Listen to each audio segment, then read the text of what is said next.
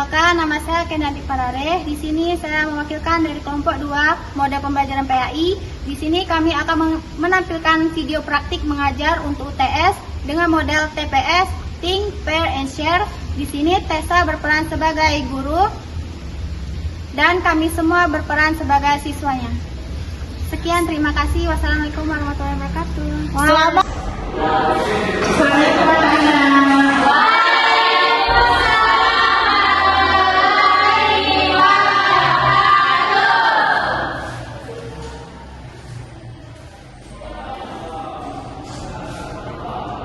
Apa kabar anak-anak Ibu?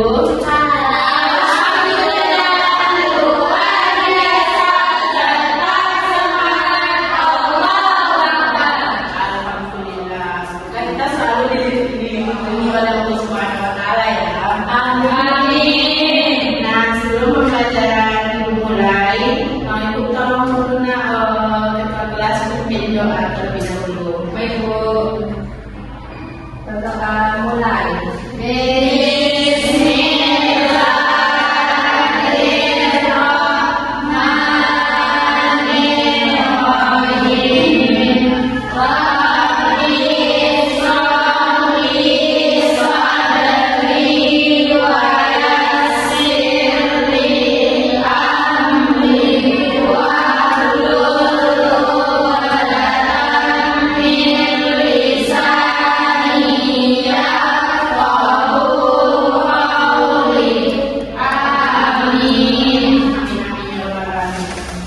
Ada yang tidak datang pada hari ini? Ada semua Ibu.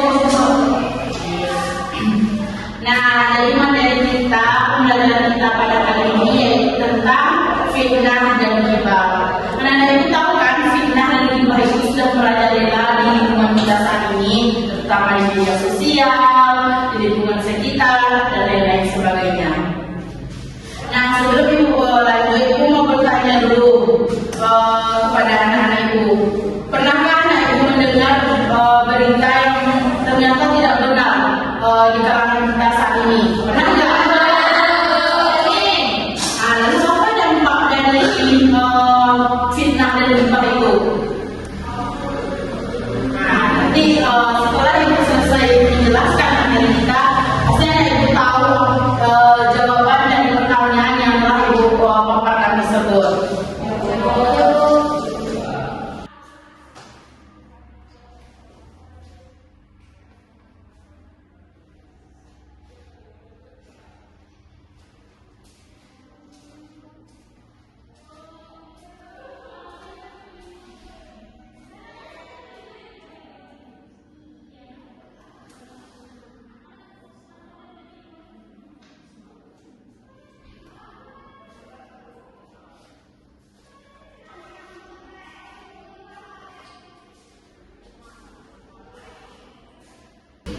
Sudah? Nah, oke udah? Sudah. Nah, kan anak Ibu sudah berpikirkan, sudah saling bertukar pikiran dengan temannya, ya kan? Sekarang Ibu minta anak Ibu mempresentasikannya ke depan apa aja hasil yang telah anak Ibu dapatkan dari teman selakunya tersebut. Nah, silakan siapa yang mau maju duluan, saya tunjuk. Ibu aja yang tunjuk. Nah, sama, silakan maju ke depan. Nah, yang lain dengarkan ya, rekannya menyampaikan hasil diskusinya tersebut. Baik, Assalamualaikum warahmatullahi wabarakatuh. Waalaikumsalam warahmatullahi wabarakatuh. Baik teman-teman, di sini sama sebagai perwakilan dari diskusi kelompok tadi, sesuai dengan pertanyaan dari Ibu tadi, ketika ada seseorang itu menyebarkan berita di grup kelas, misalnya itu A mencuri uang si B, padahal beritanya belum pasti jelas. Jadi dampaknya itu Bu dan teman-teman, banyak orang yang berpikiran jelek kepada orang yang dituduh mencuri, dan juga padahal berita itu belum jelas pasti beritanya. Jadi cara menyelesaikannya itu memastikan berita itu benar terjadi atau tidaknya. Kemudian ditanya langsung kepada dia apakah dia melakukan mencuri itu atau tidaknya. Terus selesaikan masalah itu dengan musyawarah. Dan juga yang terakhir itu meminta maaf apabila terbukti bahwa dia tidak mencuri. Cukup sekian, Bu. Berapa temannya? Selanjutnya pada perwakilan kali ini akan ditampilkan hasil diskusinya.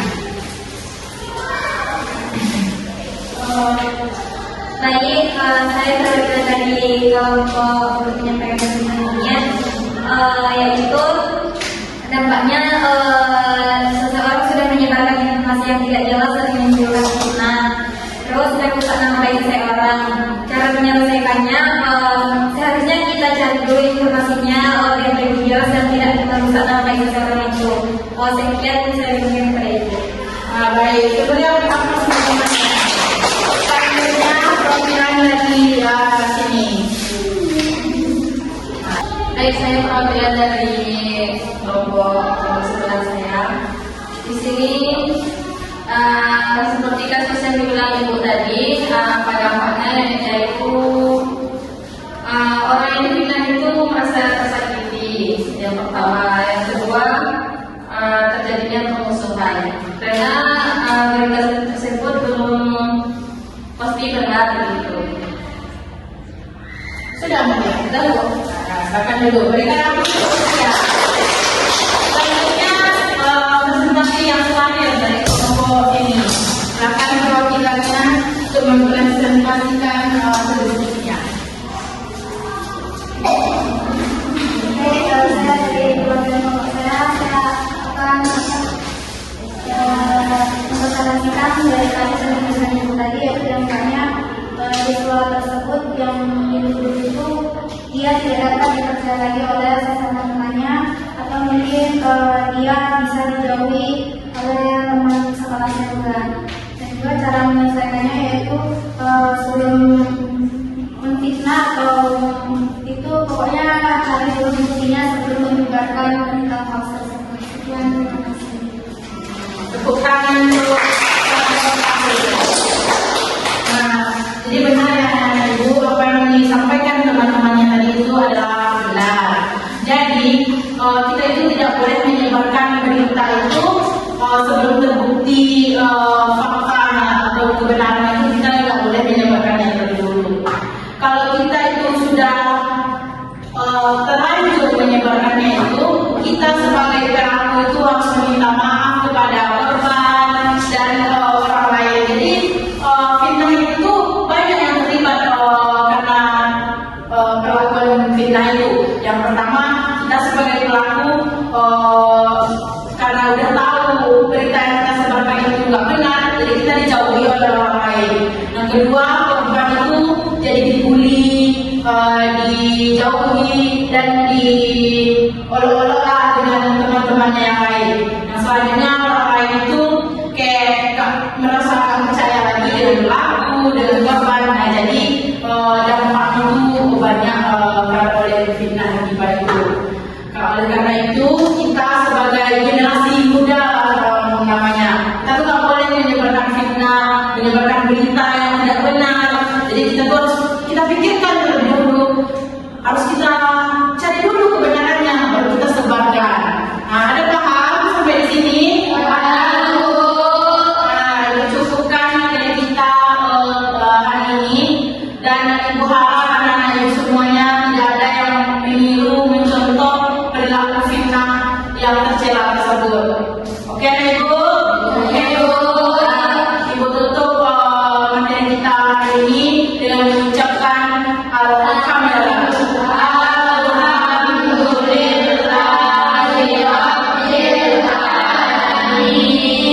Baik, kalau ada kesalahan kata, tingkah laku, Ibu mohon maaf yang sebesar-besarnya. Ibu kami undur diri.